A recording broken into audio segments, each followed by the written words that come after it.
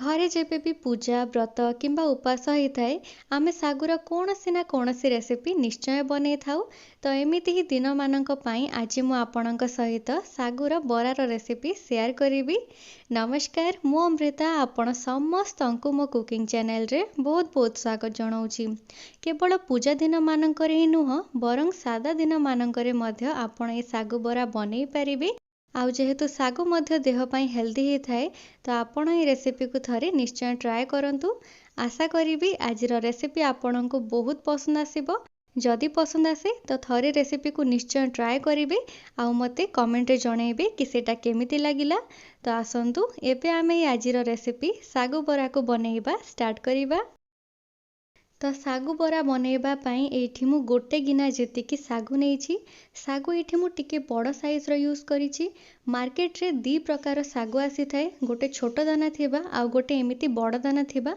ତ ଆପଣ ଏମିତି ବଡ଼ ସାଇଜ୍ର ଶାଗୁ ୟୁଜ୍ କରିବେ। ଏଇଟା ୟୁଜ୍ କରିବା ଦ୍ୱାରା ଯେଉଁ ବରାଟା ଆମେ ବନେଇବା ସେଇଟା ଦେଖିବା ପାଇଁ ସୁନ୍ଦର ଲାଗିବ, ତା ସହିତ ସେଇଟା ମିଳେଇବନି ମଧ୍ୟ। ଯଦି ଛୋଟ ସାଇଜ୍ର ନେବେ ତ ସେଇଟା ଚକଟିଲା ସମୟରେ ପୁରା ମିକ୍ସ ହେଇଯାଇଥାଏ ଆଉ ଏମିତି ଗୋଟା ଗୋଟା ହେଇକି ଦେଖାଯିବନି। ତ ସେଥିପାଇଁ ଆପଣ ବଡ଼ ସାଇଜ୍ର ହିଁ ଶାଗୁ ୟୁଜ୍ କରିବେ। ତ ଏବେ ଆମେ ଏଥିରେ ପାଣି ଆଡ଼୍ କରିବା। ତ ଏଇଠି ମୁଁ 1.5 ଗିନା ଯେତିକି ପାଣି ଆଡ଼୍ କରୁଛି। ଗୋଟେ ଗିନା ଶାଗୁ ପାଇଁ ଏଇଠି ମୁଁ 1.5 ଗିନା ଯେତିକି ପାଣି ଆଡ଼୍ କରିଛି। ମାପ କରିବା ପାଇଁ ଆପଣ କୌଣସି ବି ଗୋଟେ ଗିନା କିମ୍ବା କପ୍ ସେଟ୍ କରି ନିଅନ୍ତୁ ଆଉ ସେହି ହିସାବରେ ହିଁ ଆପଣ ପାଣି ଆଉ ଶାଗୁକୁ ମେଜର୍ କରିବେ। ତ ଏବେ ଆମେ ୟାକୁ କଭର୍ କରିଦେଇକି 2 ଘଣ୍ଟା ପାଇଁ ଏମିତି ହିଁ ରଖିଦେବା। ଶାଗୁକୁ ଏଇଠି ପାଣି ସହିତ ଭିଜେଇକି ରଖିବାର 2 ଘଣ୍ଟା ହେଇଗଲାଣି। ଆଉ ଦେଖନ୍ତୁ ଶାଗୁ ସବୁ ପାଣି ଏଇଠି ଶୋଷିକି ଫୁଲି ଯାଇଛି, ସାଇଜ୍ରେ ଡବଲ୍ ହେଇଯାଇଛି ଆଉ ଯେତେ ବି ପାଣି ଥିଲା ଦେଖନ୍ତୁ ସେଇଟା ଶୁଖିଯାଇଛି। ତ ଶାଗୁ ବରା ବନେଇବା ପାଇଁ ଆମେ କେବଳ ଶାଗୁ ତ ୟୁଜ୍ କରିବାନି, ତା ସହିତ ଆମକୁ ଆଳୁ ମଧ୍ୟ ଦରକାର ପଡ଼ିବ। ତ ସେଥିପାଇଁ ଏଠି ମୁଁ 4ଟି ଛୋଟ ସାଇଜ୍ର ସିଝା ଆଳୁ ନେଇଛି। ଆପଣ ଯଦି ମିଡ଼ିୟମ୍ ସାଇଜ୍ର ଆଳୁ ନେଉଥିବେ ତାହେଲେ 2ଟି ଆଳୁ ନେଇପାରିବେ। ତ ଆଳୁକୁ ଏବେ ଆମେ ଭଲ ଭାବରେ ଚକଟି ନେବା। ଟ୍ରାଏ କରିବେ ଆପଣ ୟାକୁ ଯେତିକି ସ୍ମୁଥ୍ କରିକି ଚକଟି ପାରିବେ ସେମିତିଆ ଚକଟି ନେବେ। ତ ଆଳୁକୁ ଚକଟି ସାରିବା ପରେ ଏବେ ଆମେ ତାକୁ ନେଇକି ଶାଗ ଉପରେ ଦେଇଦେବା ଆଉ ତାକୁ ଏମିତି ଟିକେ ସାମାନ୍ୟ ସ୍ପ୍ରେଡ୍ କରିଦେବା। ଏବେ ଆମେ ଏଥିରେ ଆଡ଼୍ କରିବା ସ୍ୱାଦ ଅନୁସାରେ ଲୁଣ। ଯଦି ପୂଜା ଦିନମାନଙ୍କ ପାଇଁ କରୁଛନ୍ତି ତ ସନ୍ଧବ ଲୁଣ ହିଁ ଆଡ଼୍ କରିବେ ଆଉ ଯଦି ନର୍ମାଲ ଦିନ ପାଇଁ କରୁଛନ୍ତି ତ ସାଦା ଲୁଣ ଆଡ଼୍ କରିପାରିବେ। ଏବେ ଏଥିରେ ଆମେ ଅଧା ଚାମଚ ଯେତିକି ଜିରା ଆଡ଼୍ କରିବା, ତା ସହିତ ଗୋଟେ ଛୋଟ ଚାମଚ ଛେଚିକି ରଖିଥିବା ଅଦା, ଗୋଟେ ଚାମଚ କଟା କଞ୍ଚା ଲଙ୍କା ଆଡ଼୍ କରିବା। ରାଗ ଆପଣ ନିଜ ହିସାବରେ କମ୍ ବେଶୀ କରିପାରିବେ। ତା ସହିତ 1.5 ଚାମଚ ଯେତିକି ଭଜା ଜିରା, ଧନିଆ ଆଉ ଲଙ୍କା ଗୁଣ୍ଡ ଆଡ଼୍ କରିବା। ଆମେ ଯେମିତି ଜିରା ଆଉ ଲଙ୍କାକୁ ଭାଜିକି ଗୁଣ୍ଡ କରିଥାଉ ସେମିତି ହିଁ ଆପଣ ଜିରା, ଧନିଆ ଆଉ ଲଙ୍କାକୁ ସାମାନ୍ୟ ଟିକେ ଭାଜିକି ଗୁଣ୍ଡ କରିଦେବେ ଆଉ ତାକୁ ଏଥିରେ ଆଡ଼୍ କରିବେ। ଦେଖିବେ ବହୁତ ହି ବଢ଼ିଆ ଟେଷ୍ଟ ଆସିବ। ଏବେ ଏଥିରେ ଅଧା ଚାମଚ ଦରକୁଟା ଗୋଲମରିଚ ଆଡ଼୍ କରିବା କିମ୍ବା ଚାହିଁଲେ ଗୋଲମରିଚ ଗୁଣ୍ଡ ମଧ୍ୟ ଆଡ଼୍ କରିପାରିବେ। ତା ସହିତ ଗୋଟେ ଚାମଚ ଯେତିକି କଟା ଭୃସଙ୍ଗ ପତ୍ର ଆଡ଼୍ କରିବା। ବହୁତ ହି ଭଲ ଟେଷ୍ଟ ଆସିବ ଏଥିରୁ। ଆଉ ଲାଷ୍ଟରେ ଅଳ୍ପ କିଛି କଟା ଧନିଆ ପତ୍ର ଆଡ଼୍ କରିବା। ଏବେ ଆମେ ସବୁକୁ ଭଲ ଭାବରେ ମିଶାଇ ନେବା। ଆପଣ ୟାକୁ ଅଧିକ ଚକଟିକି ମିଶାଇବେନି, ହାଲୁକା ହାତରେ ୟାକୁ ଭଲ ଭାବରେ ମିଶାଇ ନେବେ ଯେମିତିକି ମସଲା ସବୁ ଆଳୁ ଆଉ ଶାଗୁ ସହିତ ଭଲ ଭାବରେ ମିଶିଯିବ। ଆପଣ ୟାକୁ ଜମା ବି ଅଧିକ ଚକଟିବେନି, ନହେଲେ ଯେଉଁ ଶାଗୁ ଅଛି ସେଇଟା ପୁରା ମିଳେଇଯିବ ଆଉ ଭଜା କରିଲା ସମୟରେ ସେଇଟା ଗୋଟା ଗୋଟା ହେଇକି ଦେଖାଯିବନି। ତ ହାଲୁକା ହାତରେ ଆପଣ ୟାକୁ ଭଲ ଭାବରେ ମିଶାଇ ନେବେ। ତ ଦେଖନ୍ତୁ ଏଇଠି ମୁଁ ୟାକୁ ଭଲ ଭାବରେ ମିଶାଇ ନେଇଛି। ଏବେ ଆମେ ହାତରେ ଅଳ୍ପ ଟିକେ ତେଲ ଲଗେଇକି ଏଥିରୁ ଛୋଟ ଛୋଟ ଗୁଳା ନେବା ଆଉ ତାକୁ ଏମିତି ବରା ଭଳିଆ ସେପ୍ ଦେଇଦେବା। ଆପଣ ହାତରେ ଅଳ୍ପ ଟିକେ ଗୁଳା ନେଇକି ତାକୁ ଏମିତି ରୋଲ୍ କରିନେବେ। ତାପରେ ହାତରେ ପ୍ରେସ୍ କରିକି ତାକୁ ଏମିତି ବରା ଭଳିଆ ସେପ୍ ଦେଇଦେବେ।